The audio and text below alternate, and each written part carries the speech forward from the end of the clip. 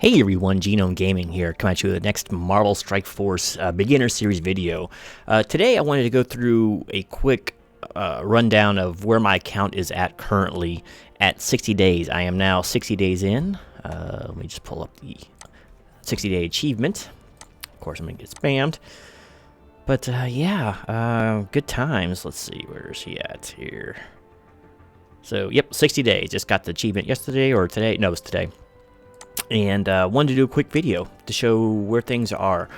First things, before I get into the roster, I want to kind of show you something that's really important. I think a lot of new people miss as the arena. My ranking right now is pretty low, but I was up to like the 300 or 400s in my shard here, which was pretty decent. I'm getting really good rewards. Like I was getting like 400 and 500 cores a day, depending on where I was at. And of course, all the arena credits that go with it. So yeah, don't ignore arena. So that's like my number one thing I tell new players. But in the meantime, let's go ahead and get into it. Also, gold. Despite my lavish spending on what few tunes I have open, I'm still at 1.3 million. So I just kind of know what things to buy this time around, more so than I did the first time, right? So first things first, let's go into the, well, actually the second things first. This is the roster breakdown I have right now. Not a lot of changes as of late, because once again I have been ultra focused. I did a video yesterday about the Sinister Six and where they are. That's the most important thing to me right now, and everything else is by the wayside. I'm not going to go into it too deeply because I did a video. Just check out the video right before this one and it tells you all about it. But basically, I am 3 total stars away from unlocking both Shuri and Invisible Woman. I'm at 60 days in. Depending if Shuri is 2 weeks from today or so, because Ebony Maw event's going on right now, but they've changed things up a little bit. I should be able to unlock her with a little bit of luck. That one's gonna be tight because Green Goblin shards are just not dropping for whatever reason. And despite the fact that I have 2 of his nodes open and I farm them daily. So whatever the case may be, it's just he's not being forthright. But I should be able to get it. And unless something really weird happens, I have Invisible Woman for sure. So 60 days in, and I am well on my way to unlocking 2 legendaries. So once again, to all beginner players out there, farm the Sinister Six now while you can, because both those characters will take you very far in the lower to mid game, and even some later game stuff, right? So let's talk about what I have opened in this short amount of time and things that I want to work on some more. So you can see, you know, I have a decent amount of characters open, but please notice, like all these characters that I'm not dumping any resources into whatsoever, right? It's a lot. And basically, I'd say from here down, maybe from Crossbones down, I'm not really putting anything else into these guys right now until the need arises. So all these characters are kind of sit there for now. I got the teams I'm working on, and as far as actually beating content, I use what I have available up here, right? So like the villains, I'll use Last Sinister Six or Hela, right? And Zemo. It's villains right now is not a problem, other than that boss nodes at the end with Ultimus. He's still a damage check I don't have enough for. But for everything else, you know, that works. And for the heroes, of course, I got my Punisher and X-23 being the Bulwarks. And, you know, I just fill in with other stuff. But so my progress is kind of halted a little bit on the campaigns, but really, I don't really care too much about opening up new campaigns just too much, because once again, I'm focusing on Sinister Six and I have all those nodes open. So every bit of campaign energy I have every day goes into these guys. This goes back to me saying to go in with a plan and stick to it. It's so easy to try to go every different direction with your roster and, you know, try to collect all those, you know, shiny new things out there. Focus, my friend, because energy is scarce. And if you're free-to-play account, this is a free-play account, just like my other main account is. You've got to, like, be very greedy with your resources, right? I made the huge mistake of upgrading everybody when I first started this game. You know, if I had a new character to rank up, I ranked it up. Now, if you look at it, it's a lot of orange, because I don't do that anymore. For this account, I only have like 1 or 2 characters like that, like Wolverine. I'm not going to rank him up. I'm never going to use him, right? And Hand Sorceress. And 2 characters I'm never going to use. But once again, don't waste the gold to rank up the players you're not going to use, or the characters. For those of you maybe who missed my earlier videos, I was extremely lucky with, you know, when you're first starting out and leveling up, you get quite a few Mega Orbs. I think I got 3 or 4 for getting my account by the time I got to 60 over the months or the weeks, And of those orbs, 3 of them I opened up. Baron Zemo, I got 100 shards of him, which I had him on this account before I had him on my main account, which is crazy, right? I got X-23, I think I got 50 shards of her. And Hela, another thing I got 50 shards of. So those 3 right there are huge, huge, huge, huge, because all 3 of these characters are so good versus the computer. In fact, my raid team too, but my main arena team is these 5 right up here, and they really play well off each other for the most part. You got lots of control with Zemo and X-23. They both got ability blocks, so you can like just shut down like any tanks or whatever on turn 1, and they're really fast, especially Zemo, right? And he murders minion type characters, just murders them. So he's been great for the campaign. Both these players, or all 3 of these characters have, And Hela's doing Hela things. X-23 is doing pretty decent single target damage in the ability block once again, and she's only getting better with upgrades, of course. Punisher's just there for some extra damage, and I just been throwing Rhino in there because just take a little bit of pressure off if need be, but for the most part, he's pretty interchangeable with about anybody else.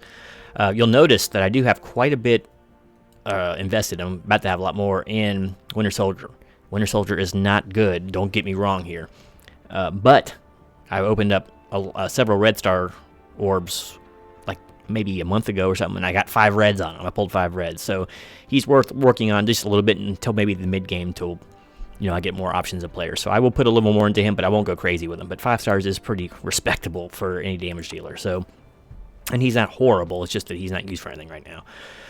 So there's that. So it's not like the most impressive thing. It's not the widest roster in the world. And there's a kind of a big leap from basically the 4 row all the way up to with the Sinister Six, mostly Sid. Most Mysterio's not getting worked on too much either. But it is what it is. On the main account, I finished 7-star Invisible Woman and Shuri unlocks, and my Sinister Six averages between 30 and 35k each, no higher. Now it was difficult, but I got it done because you don't want to dump too much into that team that's not very good at all, unless you have Doc Ock, right? And that's a whole different can of worms.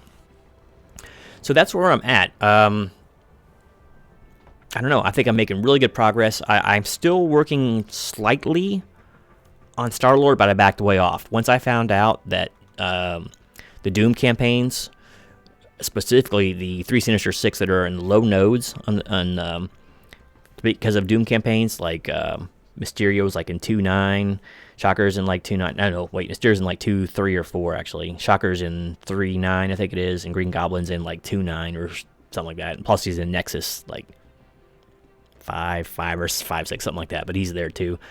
So once I found out it was staying for several more weeks at least, I started just going crazy on them and ignoring everything else. So I may still try to go for for Star-Lord, but you gotta be flexible too. Things may change. I may not. As good as Star-Lord is, you stop using him in the late game for the most part.